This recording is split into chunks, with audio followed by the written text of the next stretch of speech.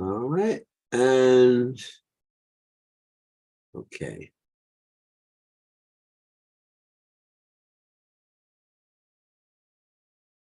And also we're going to chant Jai Radha, Jai Krishna, Jai Vrindavana, because it is Julian Yatra still, and tomorrow is the last day of Julian Yatra.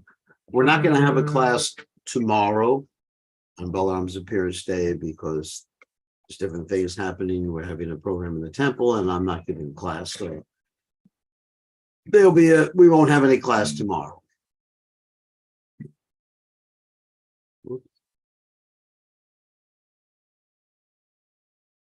Hold on a second, this computer is going a little wild.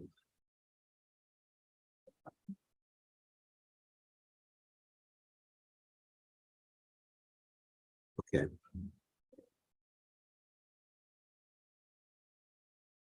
Let me just close some programs here. So I got too many open programs.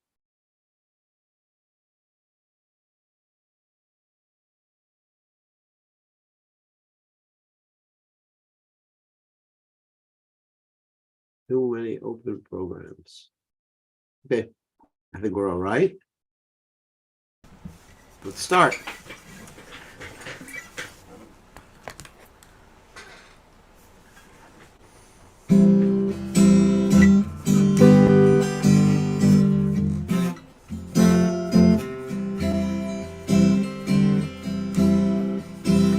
Jai Radhe, Jai Krishna, Jai Vrindavana, Shri Govinda, Gopinatha, Madana Mohan,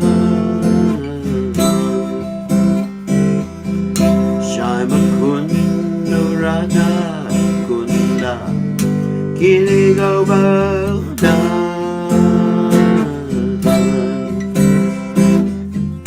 Kalandera Mula Jaya Jaya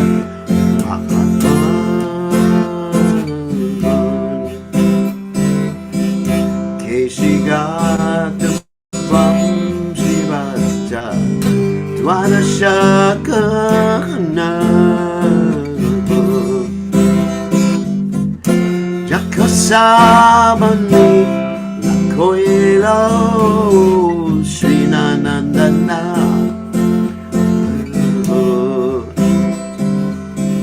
Sri Nanda Yasoda Jaya Jaya Gopanga Shiramare Jaya Jaya Deduvatsa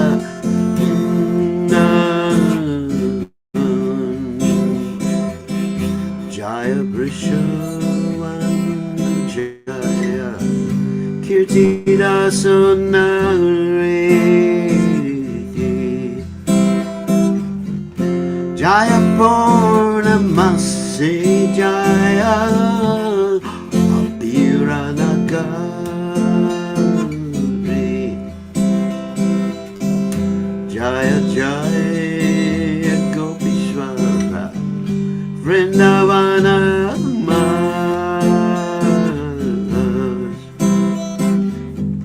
Jaya Jaya Krishna Sakar Matudri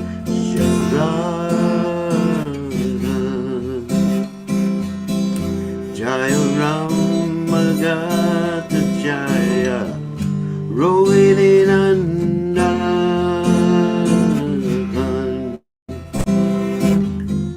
Jaya Jaya Vrindavana Vasijata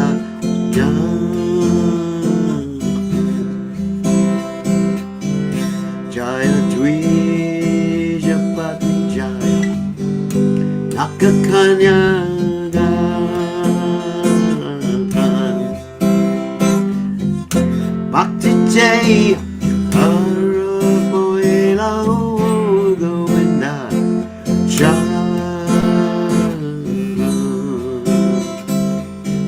Shri Rasa Mandala Jaya Jaya Radha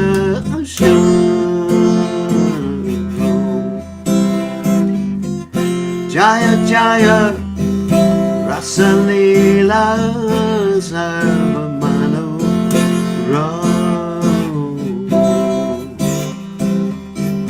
Jaya Jaya Jaya Rasa Sarva Rasa Sara Padakiya Bhavya Brajate Racharu Shri Janavapada Padma Koryasmaratna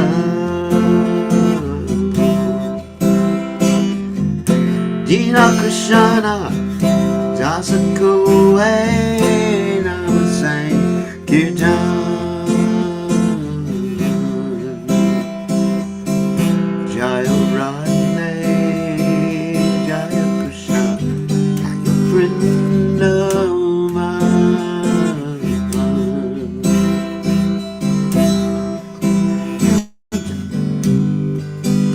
Jaya Prabhupada Prabhupada Jaya Prabhupada Prabhupada Prabhupada Prabhupada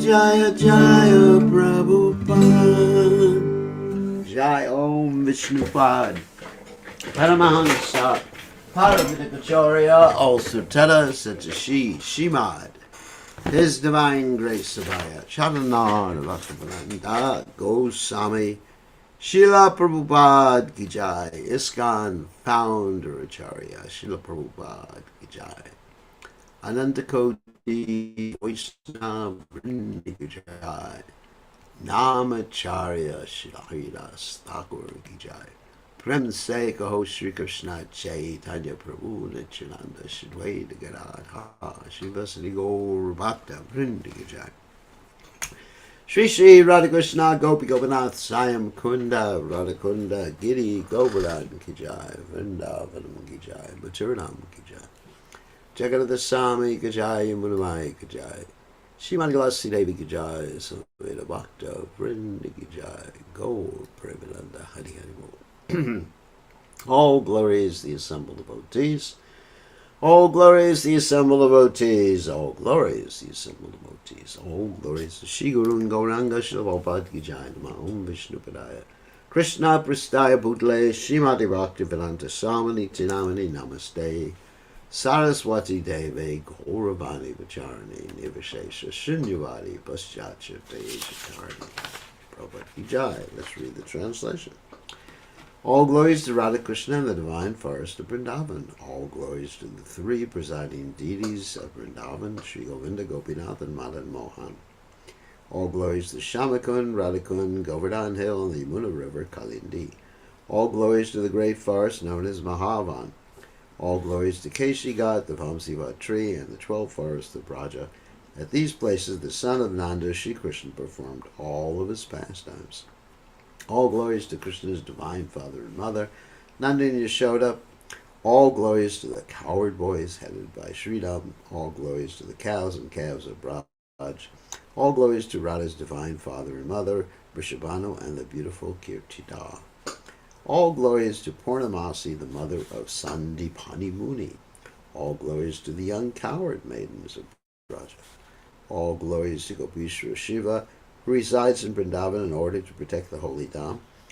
All glories to Krishna's funny Brahmin friend, Madhu Mangal. All glories to Ramagat, where Lord Balaram performed his rasa dance. All glories to Lord Balaram, the son of Rohini. All glories to all the residents of Vrindavan. All glories to the wives of the proud Vedic Brahmanas. All glories to the wives of the Kaliya serpent. Through pure devotion, they all obtain the lotus feet of Lord Govinda. All glory is to the place where the rasa dance of Shri Krishna was performed. All glories to Radha and Shama. All glories to the divine rasa dance, which is the most beautiful of all Lord Krishna's pastimes. All glories to the mellow of conjugal love, which is the most excellent of all rasas and is propagated in Braja by Sri Krishna in the form of the divine Padakya Bhava.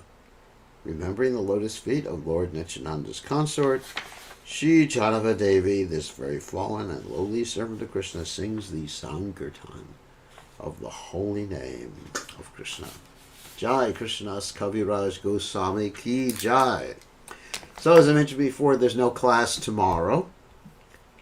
So what we're going to do is actually we're stopping the recitation of the Jaiva Dharma. The reason I'm doing that is getting into areas that are too esoteric for most people. That means 99% of the people. So today, what we're going to do today, I'm not sure what we're going to do long term, but what we're going to do today, since tomorrow is Balarama's appearance day, I'm not going to specifically talk that much about, well, I will. Anyway, we're going to read a chapter from Krishna book about Lord Balaram, and especially the chapter on Lord Balaram's rasa with the gopis. Rasa Lila with the gopis. And this is a very interesting chapter. It's one of my favorite chapters. Of course, there's a lot of things to discuss with Lord Balaram, such as killing the demons, why he kills the demons, why Balaram appeared as Krishna's older brother. I mean, there's tons of things to discuss, and we're going to be giving class tomorrow morning on that, which will be the afternoon or the evening for those of you in Australia and New Zealand. But in any case, we are going to read the Krishna book. How about that? About Lord Balaram's rasa dance, because this will help us get in the right mood for Lord Balaram's appearance. So, with that in mind, we're going to share the screen, as we normally do. This is chapter 65 in Srila Prabhupada's Krishna book, and we can hear from Prabhupada, which is ecstatico. Just gets this set up and make sure the sound levels are all right. All right. Chapter 65 is entitled, let me just check this level, Lord Balaram, whoops. Oh, I'm just going to check the audio settings. Yeah, they're all right. Okay, it's entitled Lord Balaram Visits Vrindavan. So we're going to read and maybe comment as we're reading. Lord Balaram became very anxious to see his father and mother in Vrindavan. Therefore, with great enthusiasm, he started on a chariot for Vrindavan. The inhabitants of Vrindavan had been anxious to see Krishna and Balaram for a very, very long time. Now, why didn't Krishna come back? Why did he send Balaram? It's a very esoteric reason for that. Is that, first of all, Krishna didn't go back to Vrindavan because the demons would then attack Vrindavan if Krishna went back to Vrindavan. That's the exoteric reason. And the other reason is that Krishna was relishing, and the gopis were relishing, the mood of separation from Krishna. And another reason was that if Krishna went back, then the gopis would be in more anxiety about when he was going to leave again. So that's explained in the Brihad Bhagavatamrita. When Lord Balaram returned to Vrindavan, all the cowherd boys and the gopis had grown up. But still, on his arrival, they all embraced him, and Balaram embraced them in reciprocation. After this, he came before Maharaj Nanda and Yashoda and offered his respectful obeisances. In response, Mother Yashoda and Nanda Maharaj offered their blessings unto him. They addressed him as Jagadishvara, or the Lord of the universe who maintains everyone. The reason for this was that Krishna and Balaram maintain all living entities, and yet Nanda and Yashoda were put into such difficulties on account of their absence. Feeling like this, they embraced Balaram and, seating him on their laps, began their perpetual crying, wetting Balaram with their tears. Lord Balaram then offered his respectful obeisances to the elderly cowherd men and accepted the obeisances of the younger cowherd men. Thus, according to their different ages and relationships, Lord Balaram exchanged feelings of friendship with them. He shook hands with those who were his equals in age and friendship, and with loud laughing embraced each one of them. Just a little ontology here, that Lord Balaram and Krishna, they're the same person. As those of you who have been attending my classes know, one of the favorite verses in the Brahma Samhita that I recite is Advaita Chuta Nadi Rananta Rupam Adyam Purano Purisham Navyovanam Cha Vedeshu Durlabam Adurlabam Atma Bhakto Govindamani Purisham Tamaham Pashamit.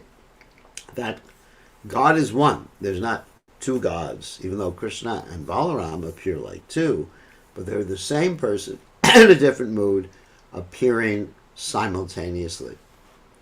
There's one God, whether we're talking about Lord Vishnu, Lord Nrsimhadev, Vamanadev, Balaram, Krishna.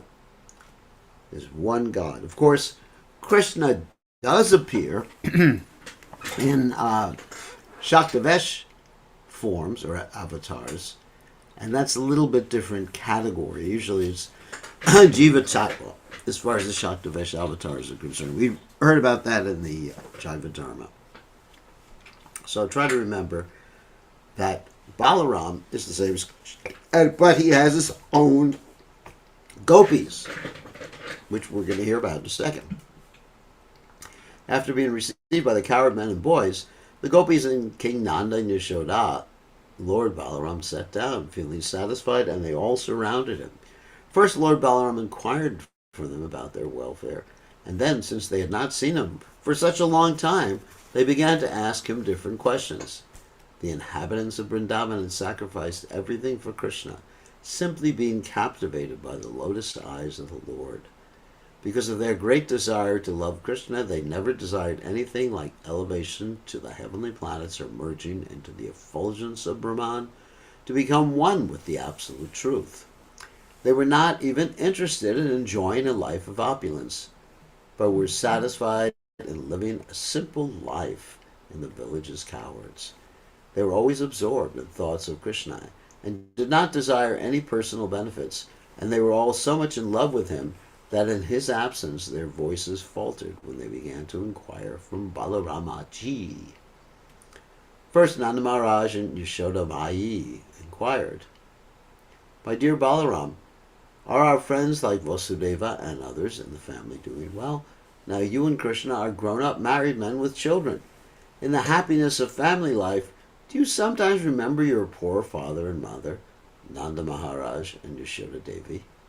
It is very good news that the most sinful King Kamsa has been killed by you, and that our friends like Vasudeva and the others who have been harassed have now been relieved. It is also very good news that you and Krishna defeated Jarasandha and Kalyavana, who is now dead, and that you are now living in a fortified residence in Dwarka." When the gopis arrived, Lord Balaram glanced over them with loving eyes, being overjoyed the gopis who had so long been mortified, means almost dead, on account of Krishna's and Balaram's absence, began to ask about the welfare of the two brothers. They specifically asked Balaram whether Krishna was enjoying his life surrounded by the enlightened women of Dwarkapuri. Does he sometimes remember his father Nanda and his mother Yashoda and the other friends with whom he so intimately behaved while in Vrindavan? Does Krishna have any plans to come here to see his mother Yashoda? And does he remember us gopis, who are now pitiably bereft of his company? Krishna may have forgotten us in the midst of the cultured women of Dwarka, but as far as we are concerned, we still remember him by collecting flowers and sewing them into garlands. When it does not come, however, we simply pass our time by crying. If only he would come here and accept these garlands we have made. Dear Lord Balaram, descendant of the Sharha, you know that we would give up everything for Krishna's friendship. Even in great distress, one cannot give up the connection of family members. But although it might be impossible for others, we gave up our fathers, mothers, sisters, and relatives. But then Krishna, without caring a pinch for our renunciation, all of a sudden renounced us and went away. He broke off our intimate relationship without serious consideration and left for a foreign country. But he was so clever and cunning that he manufactured very nice words. He said, "My dear gopis, please do not worry. The service you have rendered me is impossible for me to repay. After all, we are women, so how could we disbelieve him? Now we can understand that his sweet words were simply for cheating us." Protesting Krishna's absence from Vrindavan, actually this is very similar to the chapter we're reading in Bhagavatam class right now, which is about Uddhava's visit to Vrindavan and how the gopis would relate to not only Uddhava, but in the case of Uddhava's visit to Vrindavan, Srimati Radharani is addressing a bumblebee in place of Uddhava. And there's many reasons for that. One particular reason is that she doesn't want to be chastising Uddhava because of the etiquette involved, because Uddhava is much older. But she wants to give him a message, and she gives it through the bumblebee. Making believe the bumblebee is the messenger from Krishna instead of Uddhava.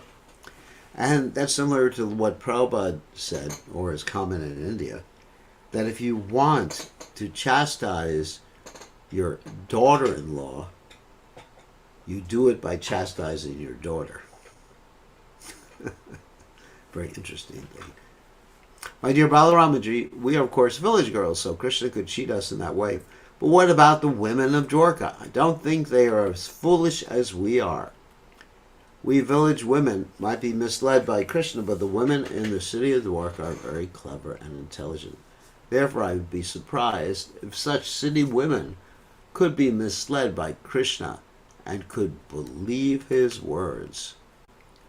Then another gopi began to speak. My dear friend, she said, Krishna is very clever in using words. No one can compete with him in that art. He can manufacture such colorful words and talk so sweetly that the heart of any woman would be misled. Besides that, he has perfected the art of smiling very attractively, and by seeing his smile, women become mad after him and give themselves to him without hesitation. Another gopi, after hearing this, said, My dear friends, what is the use of talking about Krishna? If you are at all interested in passing time by talking, let us talk on some other subject other than him.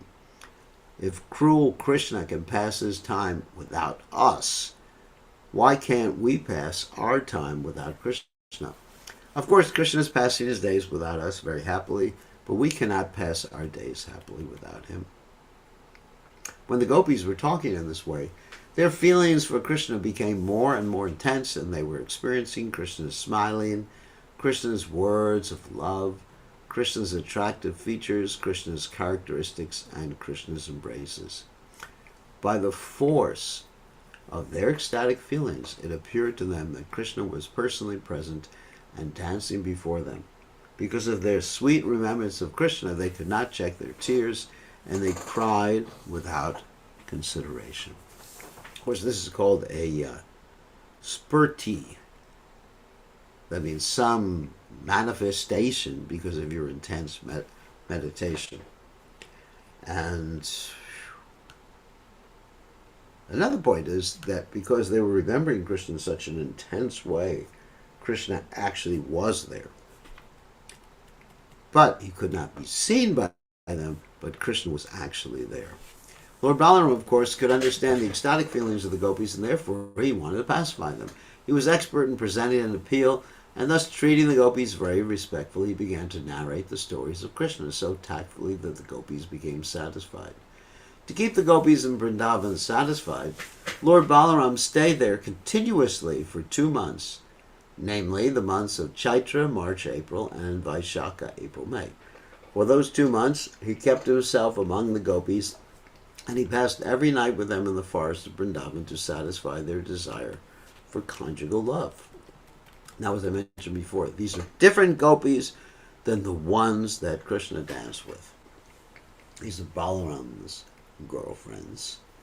And another thing is that Balaram also spent time talking with Krishna's gopis to pacify them. So Balaram had 2 services. Thus Balaram also enjoyed the rasa dance with the gopis during these 2 months. Seeing the season was springtime, the breeze on the bank of the Yamuna was blowing very mildly, carrying the aroma of different flowers, especially the flower known as komati. Moonlight filled the sky and spread everywhere, and thus the banks of the Yamuna appeared very bright and pleasing. And Lord Balaram enjoyed the company of the gopis there. This is a very interesting story. The demigod known as Varuna, that's the demigod of the water, sent his daughter Varuni in the form of liquid honey oozing from the hollows of the trees. Because of this honey, the whole forest became aromatic, and the sweet aroma of the liquid honey Varuni captivated Balaramaji. Balaramaji and all the gopis became very much attracted by the taste of the Varuni, and all of them drank it together. While drinking this natural beverage, all the gopis chanted the glories of Lord Balaram, and Lord Balaram felt very happy, as if he had become intoxicated by drinking that Varuni beverage. His eyes rolled in a pleasing attitude. He was decorated with a long garland of forest flowers, and the whole situation appeared to be a great function of happiness because of this transcendental bliss. Lord Balaram smiled beautifully, and the drops of perspiration decorating his face appeared like soothing morning dew. So, one thing that's quite interesting here is the intoxication. Lord Balaram is getting intoxicated. And similarly, we have stories of Krishna who gets intoxicated by drinking honey wine. And this one story told by the acharyas that Krishna was so intoxicated that when he went to pour the honey wine, that he poured on the opposite side of the goblet or cup and went all over the place. So, why is there intoxication in the spiritual world? Because the original source of intoxication in this world is the spiritual world, and intoxication in the spiritual world is full of eternity, bliss, and knowledge. Intoxication in this world is full of the mode of ignorance. It's full of misery.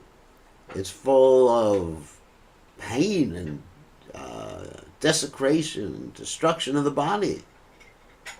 But there, it's completely different. So everything is there in the spiritual world, even intoxication. And actually, pure devotees are always intoxicated with love for Krishna. While Balaram was in that happy mood, he desired to enjoy the company of the gopis in the water of the Yamuna. Therefore, he called the Yamuna to come nearby. But the Yamuna neglected the order of Balaramaji, considering him intoxicated. Lord Balaram became very much displeased at the Yamuna's neglecting his order. He immediately wanted to scratch the land near the river with his plowshare. Lord Balaram has 2 weapons, a plow and a club, from which he takes service when they are required. This time he wanted to bring the Yamuna by force, and he took the help of his plow. He wanted to punish the Yamuna because she did not come in obedience to his order. He addressed the Yamuna, "You wretched river, you did not care for my order. Now I shall teach you a lesson. You did not come to me voluntarily. Now, with the help of my plow, I shall force you to come. I shall divide you into hundreds of scattered streams." When the Yamuna was threatened like this, she became greatly afraid of the power of Balaram and immediately came in person, falling at his lotus feet and praying thus: My dear Balaram, you are the most powerful personality, and you are pleasing to everyone. Unfortunately, I forgot your glorious exalted position, but now I have come to my senses, and I remember that you hold all the planetary systems on your head merely by your partial expansion, Shesha. You are the sustainer of the whole universe. My dear Supreme Personality of Godhead, you are full with six opulences. Because I forgot your omnipotence, I have mistakenly disobeyed your order, and thus I have become a great offender. But, my dear Lord, please know that I am a soul surrendered unto you, who are very affectionate to your devotees. Therefore, please excuse my impudence and mistakes, and by your causeless mercy, may you now release me. Upon displaying this submissive attitude, the Yamuna was forgiven, and when she came nearby, Lord Balaram enjoyed the pleasure of swimming in her waters along with the gopis in the same way that an elephant enjoys himself along with his many she-elephants. After a long time, when Lord Balaram had enjoyed to his full satisfaction, he came out of the water, and immediately a goddess of fortune offered him a nice blue garment and a valuable necklace made of gold. After bathing in the Yamuna, Lord Balaram, dressed in blue garments and decorated with golden ornaments, looked very attractive to everyone. Lord Balaram's complexion is white, and when he was properly dressed, he looked exactly like the white elephant of King Indra in the heavenly planets. The river Yamuna still has many small branches due to being scratched by the plowshare of Lord Balaram. And all these branches of the river Yamuna still glorify the omnipotence of Lord Balaram. And actually, I've been to that place, and there are many like scratch marks in the ground and branches of the Yamuna that just come from the Yamuna to the place where Lord Balaram was having his rasa dance. Lord Balaram and the gopis enjoyed transcendental pastimes together every night for 2 months, and time passed so quickly that all those nights appeared to be only one night. In the presence of Lord Balaram, all the gopis and the other inhabitants of Vrindavan became as cheerful as they had been before in the presence of both brothers, Lord Krishna and Balaram. Thus ends the Bhaktivedanta purport of the 65th chapter of Krishna, Lord Balaram visits Vrindavan. And I think we have time for another Balaram story. I just thought something light today would be good. Tomorrow we'll get more philosophical. So now let's talk about Balaram killing demons. Hold on a second.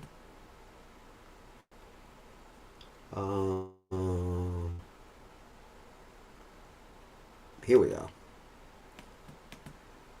Dhenukasura, the killing of Dhenukasura. This really gets me in the mood of worshiping Balaram. And this, of course, is when Krishna was also in Vrindavan. In this way, Sri Krishna, along with his elder brother Balaram, passed the childhood age known as Komara and stepped into the age of Poganda. That's the second stage. So from 6th year up to the 10th. So one thing is that the demons that were killed by Balaram are demons that one has to confront, at least what the demons represent. They have to confront with, we as devotees, have to confront them with our own endeavor. So at that time, all coward men conferred and agreed to give those boys who had passed their 5th year charge of the cows in the pasturing ground, 5 years old, really prodigies here. Given charge of the cows, Krishna and Balaram traversed Vrindavan, purifying the land with their lotus footprints. Accompanied by the coward boys and Balaram, Krishna brought forward the cows and played on his flute as he entered the forest of Vrindavana, which is full of flowers, vegetation, and pasturing grass. The Vrindavan forest was as sanctified as the clear mind of a devotee and was full of bees, flowers, and fruits. There were chirping birds and clear water lakes with waters that could relieve one of all fatigue. Sweet-smelling breezes blew always, refreshing the mind and body. Krishna, with his friends and Balaram, entered the forest and, seeing the favorable situation, desired to enjoy the atmosphere to the fullest extent.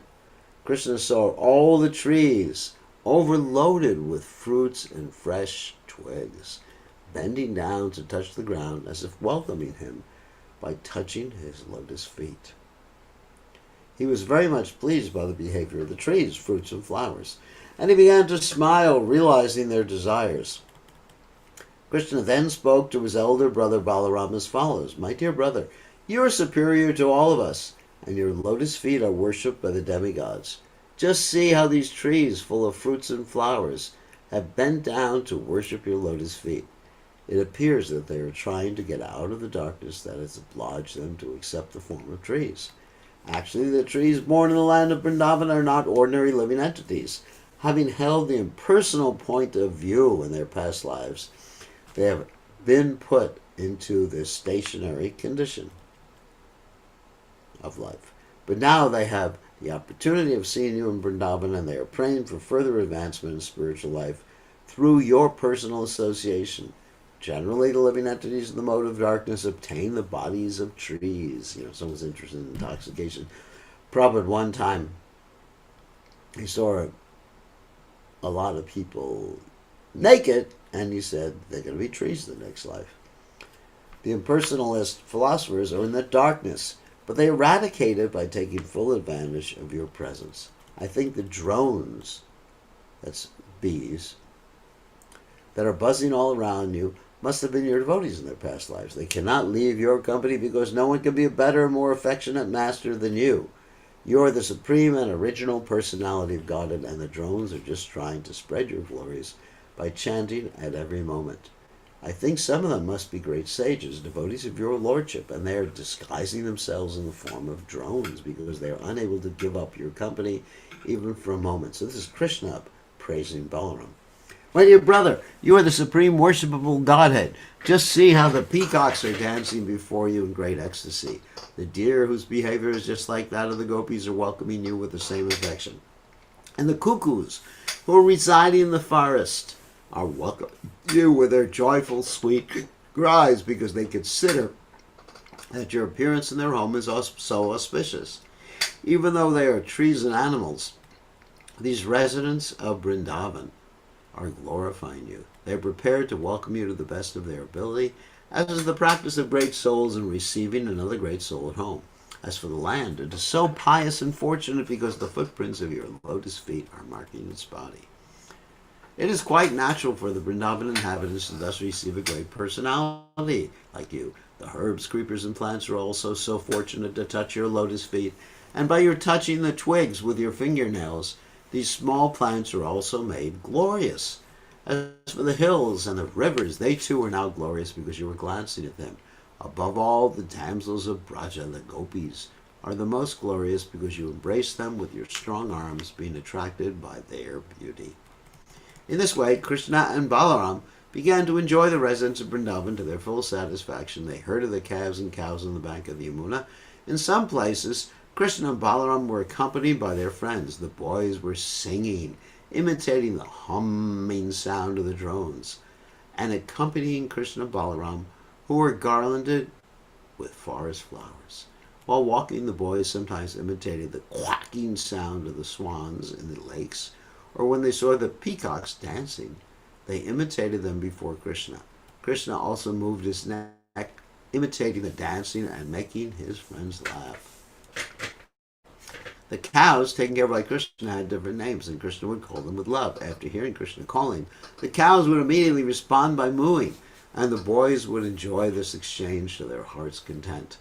They would all imitate the sound vibrations made by the different kinds of birds, especially the chakoras, peacocks, cuckoos, and bharadwajas.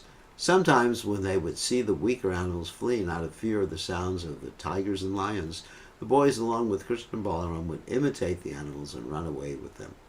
When they felt some fatigue, they would sit down, and Balaram would put his head on the lap of one of the boys just to take rest, and Krishna would immediately come and begin massaging the legs of Balaram. And sometimes Krishna would take a palm fan and fan the body of Balaram, causing a pleasing breeze to relieve him of his fatigue. Other boys would sometimes dance or sing while Balaram took rest, and sometimes they would wrestle amongst themselves or jump. When the boys were thus engaged, Krishna would immediately join them, and catching their hands, he would enjoy their company and laugh and praise their activities. When Krishna would feel tired and fatigued, he would sometimes take shelter of the root of a big tree or the lap of a coward boy and lie down. When he would lie down with a boy or a root as his pillow, some of the boys would come and massage his legs, and some would fan his body with a fan made of leaves. Some of the more talented boys would sing in very sweet voices to please him. Thus very soon his fatigue would go away. The Supreme Personality of Godhead Krishna, whose legs are tended by the Goddess of Fortune, shared himself with the coward boys as one of them, expanding his internal potency to appear exactly like a village boy. But despite his appearing just like a village boy, there were occasions when he proved himself to be the Supreme Personality of Godhead. Sometimes men pose themselves as the Supreme Personality of Godhead and cheat innocent people, but they can only cheat. They cannot exhibit the potency of God. While Krishna was thus engaged in his transcendental pastimes, exhibiting his internal potency in the company of the supermost fortunate coward boys, there occurred another chance for him to exhibit the superhuman powers of Godhead. His most intimate friends, Sridham, Subal, Stukha Krishna, addressed Krishna Balaram with great love and affection thus: Dear Balaram, you are very powerful. Your arms are very strong. Dear Krishna, you are very expert in killing all kinds of disturbing demons. Will you kindly note that just near this place there is a big forest of the name Talavana.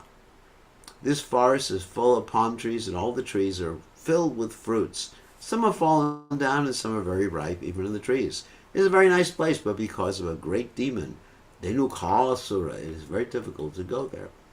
No one can reach the trees to collect the fruits. Dear Krishna, Balaram, this demon is present there in the form of an ass, and he is surrounded by similar demon friends who have assumed the same shape.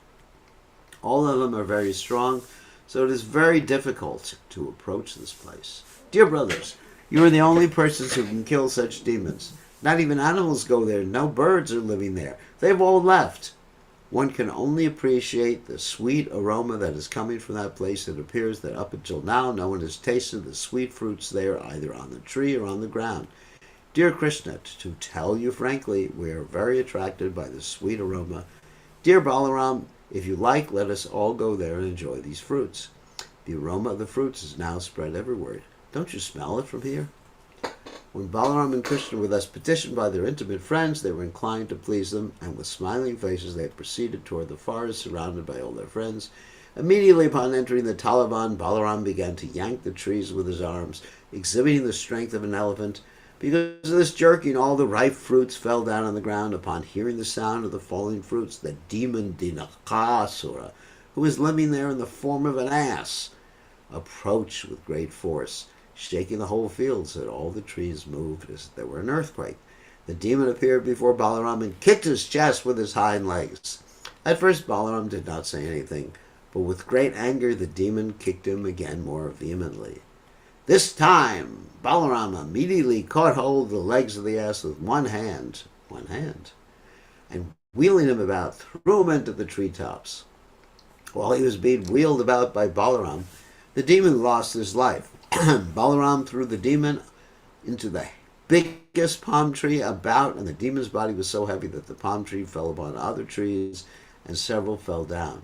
It appeared as if a great hurricane was passing through the forest, and all the trees were falling down one after another.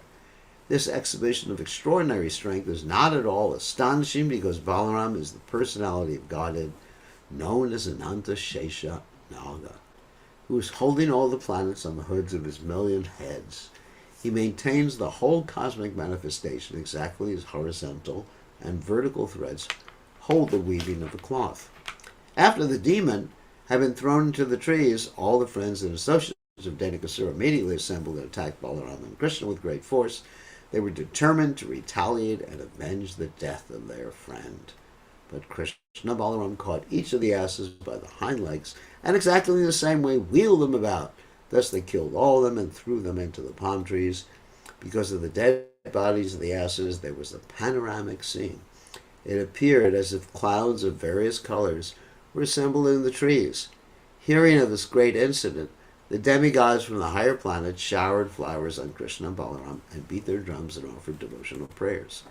A few days after the killing of Dhenukasura, people began to come to the Taliban forest to collect the fruits, and animals began to return without fear to feed on the nice grasses growing there.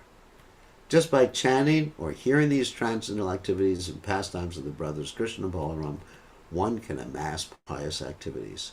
When Krishna and Balaram entered the village of Vrindavan along with their friends, they played their flutes, and the boys praised their uncommon activities in the forest. Their faces were decorated with tilak and smeared with the dust raised by the cows, and Krishna's head was decorated with a peacock feather. Both he and Balaram played their flutes, and all the young gopis were joyous to see Krishna returning home. All the gopis in Vrindavan remained very morose on account of Krishna's absence. All day they were thinking of Krishna in the forest, or of him herding cows in the pasture. When they saw Krishna returning, all their anxieties were immediately relieved, and they began to look at his face the way drones hover over the honey of the lotus flower. When Krishna entered the village, the young gopis smiled and laughed. Krishna, while playing the flute, enjoyed the beautiful smiling faces of the gopis. One more paragraph.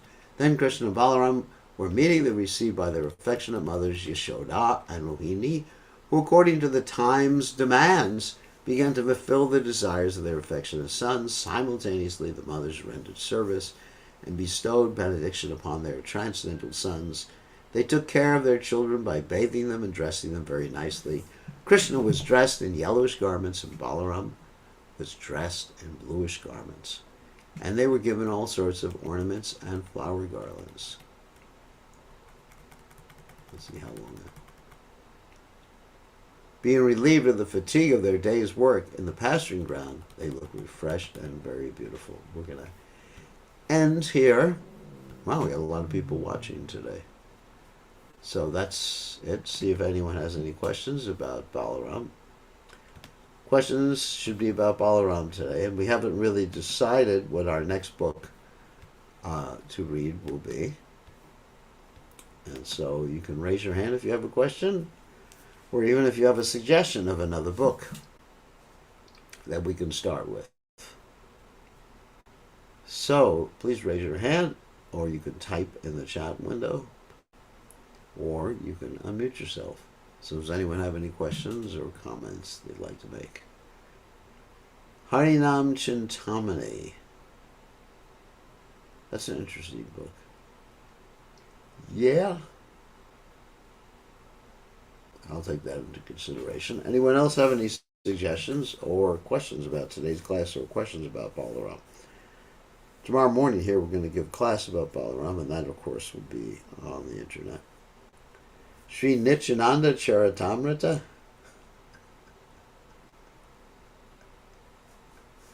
We'll talk about that. So we got 2 suggestions so far.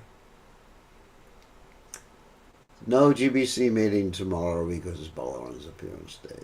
You know, sometimes we get a vacation. So, if there's no other questions or anything, we'll end early and we'll allow you to celebrate, I'm sure, in certain places in the world. Oh, Chaitanya Bhagavad is very interesting. That's very interesting. Chaitanya Bhagavad. Actually, that strikes a chord. That is really interesting. Okay. No other questions or comments or problems or issues? Gaura Ganadesh Dipika? No, I don't think so. But Chaitanya Bhagavad is actually a good suggestion. Yeah, it seems like Manu Samhita. Ha! Prabhupada says not applicable in general. I mean, so many of this stuff, you'll faint if you heard the Manu Samhita. You know, Adi Lila is asking about the Manu Samhita. Well, then you should just retire and just be in a home cooking for your husband if you read the Manu Samhita. I don't think it's applicable at all. I mean, some things in the Manasamhita may be applicable. Manashiksha, it's a little advanced. I like the Chaitanya Bhagavat. I want to hear some more pastimes of Lord Chaitanya. I'm very attracted to the Lord Chaitanya because Lord Chaitanya's pastimes and Lord Chaitanya's examples and Lord Chaitanya's teachings are the only way I can understand Krishna consciousness. Govinda Bhasha of the Srimad Bhagavatam. All right. It's decided Chaitanya Bhagavat. Chaitanya Bhagavat. Yeah, wonderful. Wonderful idea. Okay. Does anyone have any questions or comments?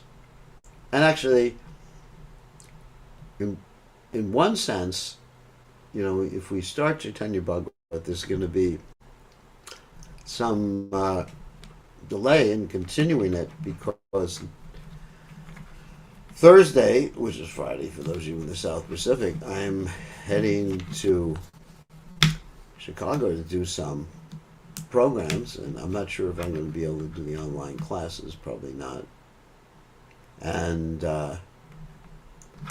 then right after that is Janmashtami, Krishna Janmashtami, and right after that is Prabhupada's appearance day, and right after that is I just hop on a plane and I'm going to Australia, New Zealand, Fiji, and I will be traveling for the next almost 2 months after that, and I'll be back in the United States, or at least North Carolina, on the 1st of November after that.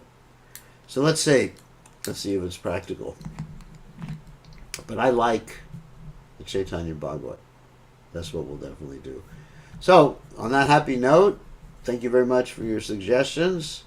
And we will do the Chaitanya Bhagavat, but I'm not sure when we're going to start because of my traveling schedule and everything like that. Okay, thank you very much. All glorious to His Divine Grace, Srila Prabhupada, Lord Balaram Ki Jai. Have a nice time at Balaram Jayanti. And take a lot of honey. Don't get too intoxicated. I remember in the early days when we celebrated Balaram Jayanti, we would have a drinking competition. I had a cheating way of winning. I didn't drink so much. I would actually take the honey. We were sitting at a picnic table outside. This was in Miami, Florida. And devotees weren't looking. I'd pour it on the ground. And I drank it all. And this way I won. So I'm not suggesting that. It's not really the best thing for your health or for brahmachari life. So happy Lord Balaram's appearance day. And for those of you, Chaitanya Bhagavad, Chaitanya Mangal. For those of you who are in Florida, we are praying that you'll be all right in the hurricane cyclone that is hitting you. So we're all praying for your safety and that the temple doesn't get flooded in Orlando again because the big hurricane is hitting Florida. So thank you very much. All glories to His